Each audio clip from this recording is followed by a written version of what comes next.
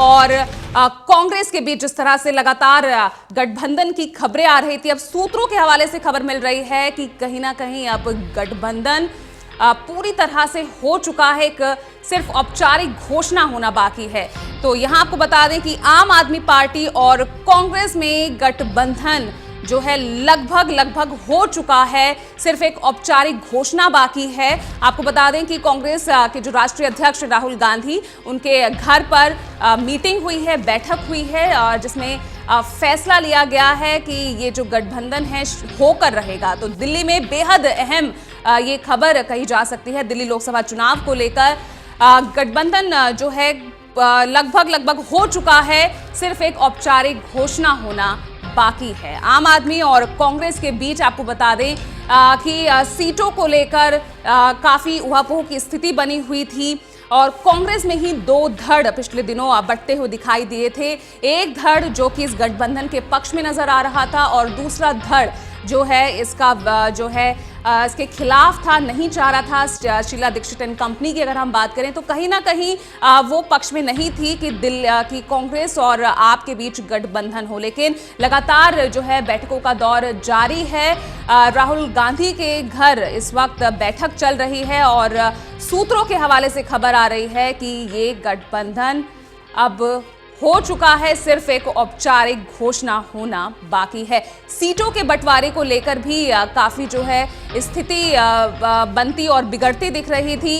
पंजाब और हरियाणा में जो है आम आदमी पार्टी ज्यादा सीटें चाह रही थी, लेकिन कांग्रेस उसके लिए तैयार नहीं दिख रही थी। तो अब देखना होगा कि यहाँ पर किस रेशो पर ये गठबंधन हुआ है, किस रेशो पर अब ये बंटवारा हुआ है। तो दिल्ली, हरियाणा और पंजाब, दिल्ली में लगभग तय था, 4-3 का फॉर्मूला सामने आ रहा था। बात अटकी हुई थी पंजाब को लेकर।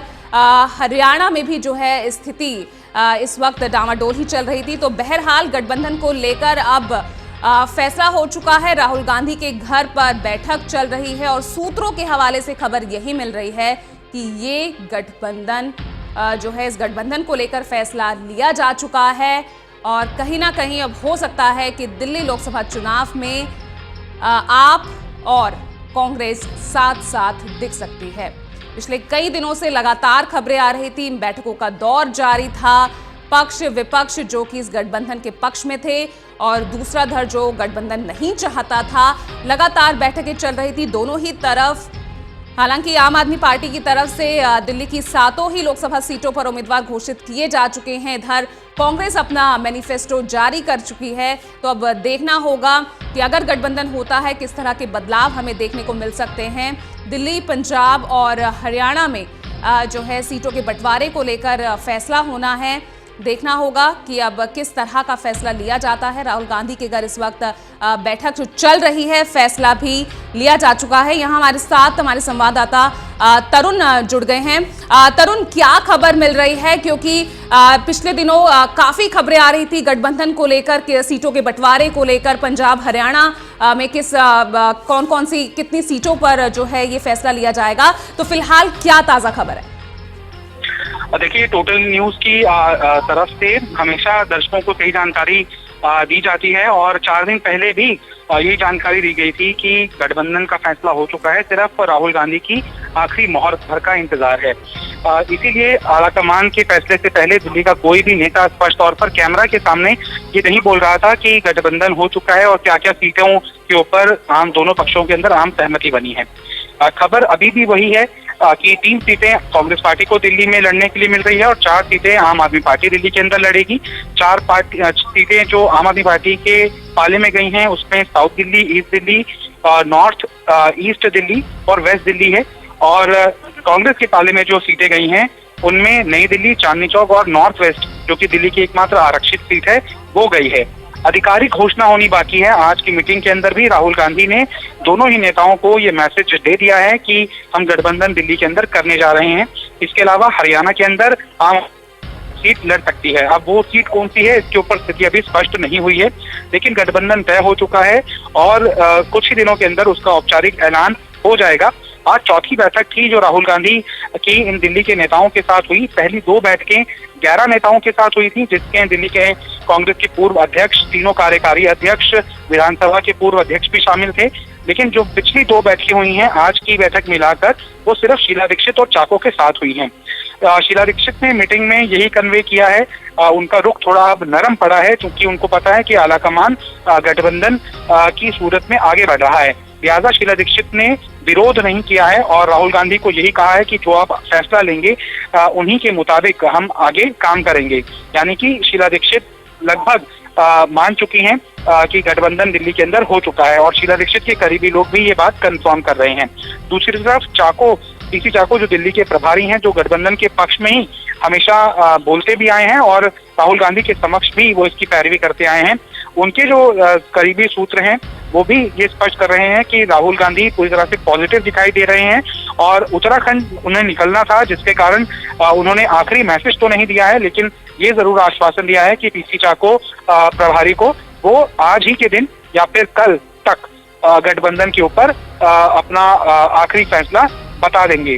जब तक राहुल गांधी की तरफ से आखिरी फैसला नहीं होता है, तब तक दिल्ली स्पष्ट तौर पर कैमरे पर नहीं बोलेगा। तो तरुण, क्या लगता है कब तक स्थिति साफ हो पाएगी? देखिए, जब से ये खबरें चलनी शुरू हुई हैं, पीसी चाको से भी जब ऑन रिकॉर्ड हम लोगों ने बात की थी, तो उन्होंने तब कहा था कि 2-3 दिन लगेंगे। जब भी नेताओं से जो पक्षधर हैं उनसे बात होती है, तो शीला दीक्षित जब 31 मार्च के दिन उनका जन्मदिन था, तब उन्होंने कहा था कि कुछ घंटों के अंदर भी फैसला हो सकता है, कुछ दिनों के अंदर भी फैसला हो सकता है, कल भी फैसला हो सकता है। तो लगातार ये कयासों का बाजार गर्म है कि आज हो जाएगा, कल हो जाएगा। ये भी सुनने में आया कि पहले नवरात्र के दिन घोषणा हो जाएगी। जब सुबह के दिन बैठक बुलाएगी राहुल गांधी की तरफ से, तो ये माना गया कि आज पर्दा उठ जाएगा कि गठबंधन हो रहा है या नहीं हो रहा है। लेकिन अभी तक औपचारिक ऐलान ना होने के कारण स्थिति पूरी तरह से 100% स्पष्ट नहीं है। लेकिन जो नेता गठबंधन की कवायद के साथ जुड़े हैं, दोनों पक्ष जो कि विरोध कर रहे थे और जो पक्ष में थे, उन दोनों ने ही हम लोगों को बताया है कि गठबंधन के ऊपर अब सहमति बन चुकी है और ऐसा लग रहा है कि दिल्ली के अंदर जल्दी इसका ऐलान हो जाएगा। लेकिन वही कहते हैं कि जब तक ऐलान नहीं हो जाता, तब तक सूत्रों के हवाले से ही हम ये जानकारी दे सकते हैं, कयास ही लगा सकते हैं, संभावना ही व्यक्त कर सकते हैं। लेकिन तरुण, यहाँ पर देखने वाली बात ये है कि शीला दीक्षित और जो उनके साथ जो नेता थे, जो पक्ष में नहीं थे इस गठबंधन को लेकर, शीला दीक्षित के साथ वो पुराने नेता हैं जिन्होंने दिल्ली पर 15 साल कांग्रेस को बिठाए रखा है, दिल्ली की सत्ता पर राज किया है। ऐसे में उन लोगों की अनदेखी करना, क्या लगता है कि संगठन में अब आने वाले चुनाव में कहीं ना कहीं ये सब दिख सकता है, ये जो मतभेद है ये दिख सकते हैं साफ तौर पर?